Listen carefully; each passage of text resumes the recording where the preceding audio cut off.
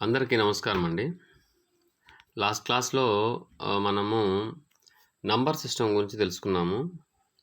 ఇప్పుడు divisibility rules గురించి తెలుసుకుందాం. అంటే తెలుగులో భాజనీయత సూత్రాలు.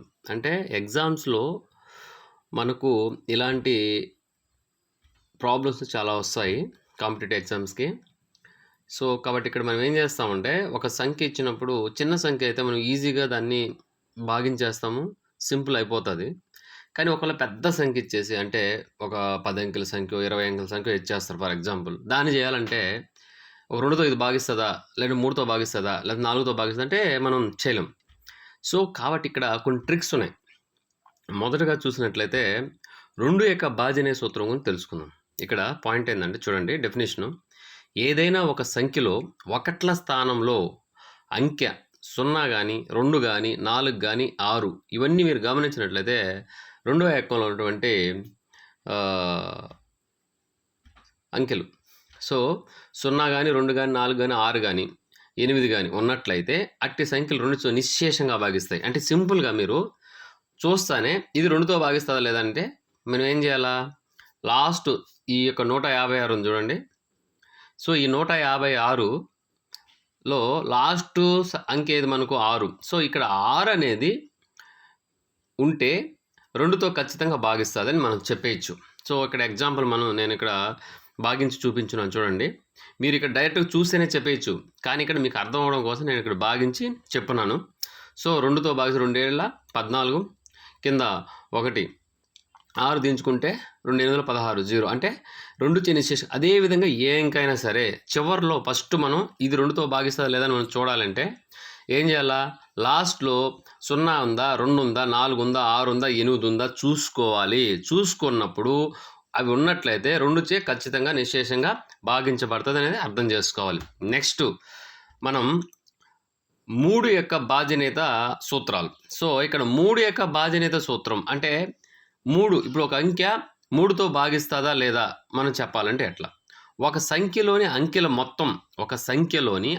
మొత్తము 3చే నిశ్శేషంగా భాగించబడితే ఆ సంఖ్య 3చే నిశ్శేషంగా భాగించబడుతుంది. చూడండి ఎగ్జాంపుల్ ఇక్కడ 165 ఉంది. ఈ 165 అనేది ఒక సంఖ్య. ఆ 165 సంఖ్యలను అంకెలు 1 + 6 + 5 ఆ మూడింటిని మనం కూడి వచ్చిన సంఖ్యని 3చే భాగించబడితే అప్పుడు ఆ సంఖ్య కూడా మనకు 3చే నిశ్శేషంగా భాగించబడుతుంది. అర్థమవుతుందండి? నెక్స్ట్ 4. ఇక్కడ 4 యొక్క భాజనీయత సూత్రం. 4 యొక్క భాజనీయత సూత్రంలో మనకు ఫార్ములా ఏందంటే ఒక సంఖ్యలోని చివరి 2 అంకెలు చే ఏర్పడిన సంఖ్య 4చే భాగించబడితే ఆ సంఖ్య 4చే భాగించబడుతుంది. అంటే మీనింగ్ ఏంటంటే చూడు ఇక్కడ ఉదాహరణ తీసుకున్నాం 78456. ఇక్కడ లాస్ట్లో 2 సంఖ్యలు ఉన్నాయి అంటే 56. ఈ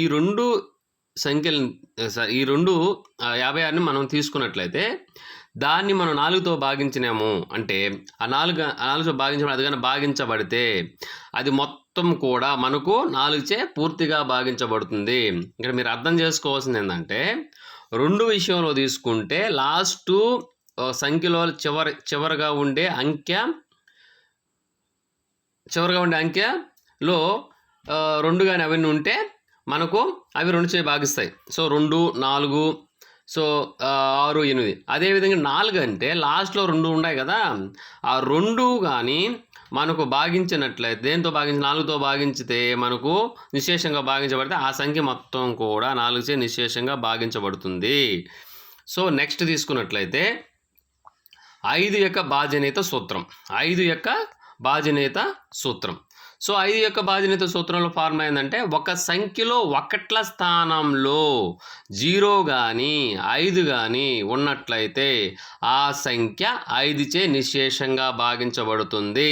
చూడు ఉదాహరణ 750లో లాస్ట్లో ఏముందండి 0 ఉంది. అదేవిధంగా 650 దాంట్లో లాస్ట్లో ఏముందండి 5 ఉంది. అంటే చివర్లో 0 కానీ 5 కానీ ఉంటే అది ఖచ్చితంగా 5 చేత భాగించబడుతుంది. నేను ఇక్కడ నీట్గా ఎగ్జాంపుల్తో చేస్తున్నాను చూడండి. 5తో 750ని భాగించినప్పుడు మనకు పూర్తిగా నిశ్శేషంగా భాగించబడింది. అంటే మనం చూడగానే ఇది 5 చే నిశ్శేషంగా భాగించబడుతుందని చెప్పవచ్చు.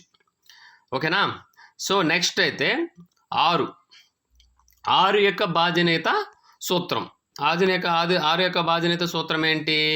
ఇచ్చిన సంఖ్య 2తో మరియు 3తో నిశ్శేషంగా భాగించబడితే అట్టి ఇచ్చిన సంఖ్యను 6 చే నిశ్శేషంగా భాగించబడుతుంది.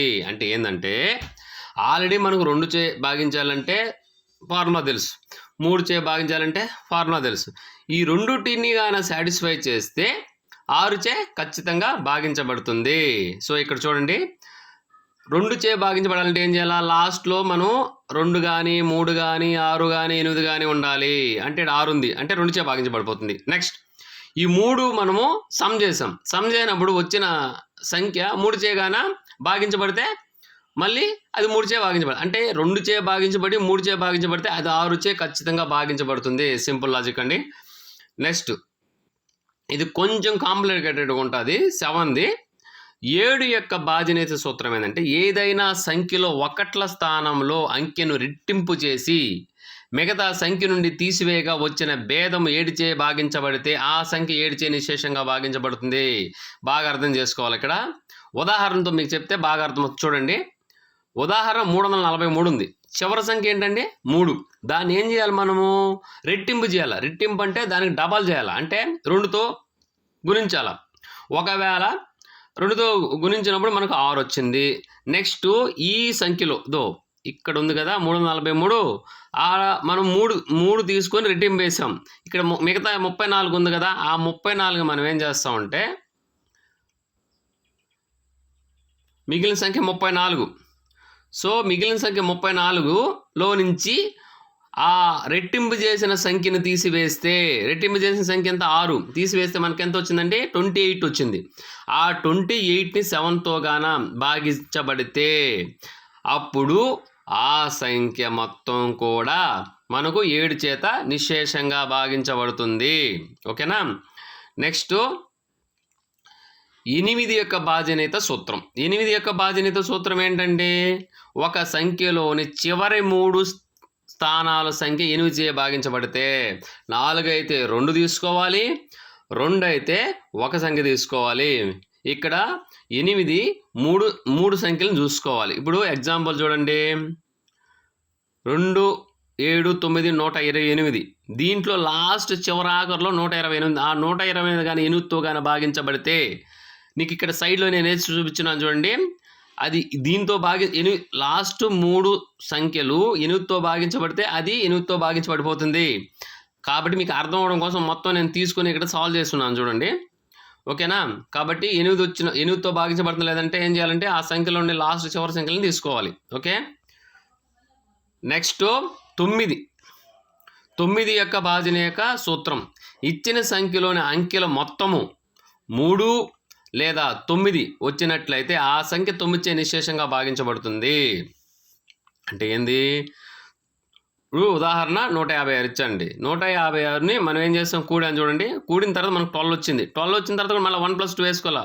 దాంట్లో 1+2 వేసుకుంటే ఏమొచ్చింది? 3 వస్తుంది. అంటే 3 వచ్చిందంటే మనకు అది 9 చే భాగించబడుతుంది. అదేవిధంగా 3, 4, 5, 6 ఇది కూడా ఇంకో ప్రాబ్లము. అది 3ని కూడిన తర్వాత మళ్ళీ 18 వచ్చింది. 18 మళ్ళీ 1+8 వేస్తే 9 వచ్చింది. సో 9 వస్తే 3 కానీ 9 కానీ వస్తే అది ఖచ్చితంగా 9 చేత భాగించబడుతుంది.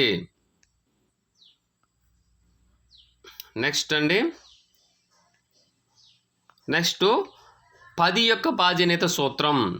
ఇక్కడ 5 విషయంలో చూసుకున్నట్లయితే లాస్ట్ చివర్లో ఏముండాలండి? 0 కానీ 5 కానీ ఉండాలి.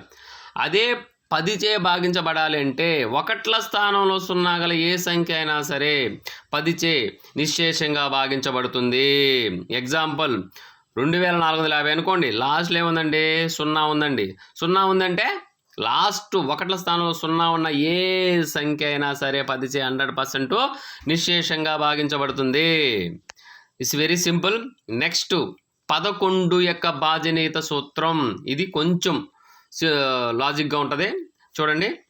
ఒక సంఖ్యలో సరి స్థానాల అంకెల మొత్తము బేసి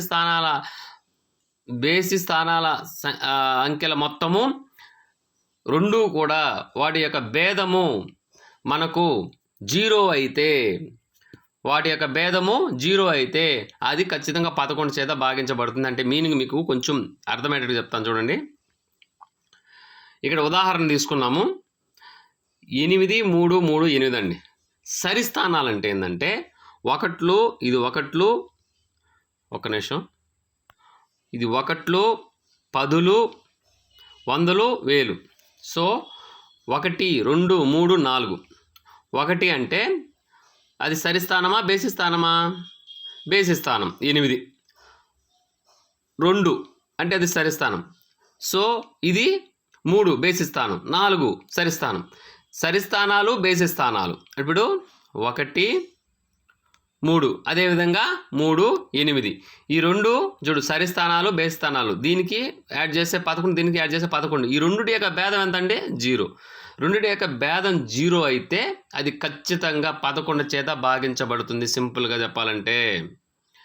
నెక్స్ట్ ఇవి ఈ 11 వరకు నేర్చుకుంటే ఆల్మోస్ట్ ఆల్ నువ్వు దేంతో ఇప్పుడు 12తో కావాలంటే సింపుల్గా ఏంటంటే దాన్ని 2 యొక్క గుణిజాలు. సో 6 12, 4 12. 6తో భాగించే సూత్రము నీకు తెలుసు, 2తో భాగించే సూత్రము తెలుసు, 4తో భాగించే సూత్రం తెలుసు, 3తో భాగించే. ఈ కండిషన్ ఏ దాన్ని సాటిస్ఫై చేసినా 12తో భాగించబడిపోతుంది.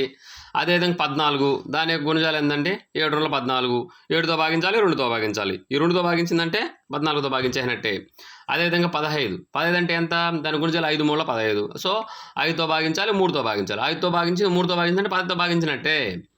అదేవిధంగా 16, 17, 18, 19, 20 ఇలా ఏ అంకెతో అయినా భాగించబడుతుందంటే సింపుల్గా చెప్పాలంటే 5 గుణజాలు తీసుకొని, గుణజాలు ఆల్మోస్ట్ ఆల్ 1 నుంచి 11 వరకు ఉంటాయి. ఆ అంకెల్లోనే సాటిస్ఫై చేస్తే ఆ సంఖ్య కూడా దాంతో భాగించబడిపోతుంది అనమాట. సింపుల్గా చెప్పాలంటే దీంట్లో మీకు కొంచెం కన్ఫ్యూజన్గా ఉందంటే ఒక్క నిమిషం చూపిస్తాను చూడండి. ఫస్ట్ నుంచి ఒకసారి రివిజన్ చేస్తామండి. ఫస్ట్ 2తో అంటే సింపుల్గా ఏం చేస్తాము, ఇక్కడ లాస్ట్ 1ల స్థానంలో 0 కానీ 2 కానీ 4 కానీ 6 కానీ 8 ఉంటే నీకు 2 చే భాగించబడిపోతుంది. Very simple. 3 విషయం తీసుకుంటే ఏమవుతుంది, ఇక్కడ ఇచ్చిన సంఖ్య యొక్క మొత్తము వాల్యూ అనేది 3తో కానీ భాగించబడితే అది ఆ సంఖ్య కూడా 3తో భాగించబడుతుంది. అదే 4 అయితే లాస్ట్ చివరి 2 సంఖ్యలు కూడా 4తో భాగించబడితే అది 4తో ఆ సంఖ్య కూడా భాగించబడుతుంది. 5 విషయంకి వస్తే లాస్ట్లో 0 కానీ 5 కానీ ఉండాలి. నెక్స్ట్ 6 అంటే 2ని 3 రెండింటిని సాటిస్ఫై చేస్తే 6తో భాగించబడిపోతుంది. 7 విషయం కొంచెం మనకు కాంప్లికేటెడ్ అనిపిస్తుంది. ఏం లేదు, దాంట్లో ఒక సంఖ్య ఇస్తారు. ఆ సంఖ్యలో ఫస్ట్ ఏం చేయాలా, లాస్ట్ ఒక అంకెని తీసుకోవాలి, దాన్ని మనం రెట్టింపు చేయాలి.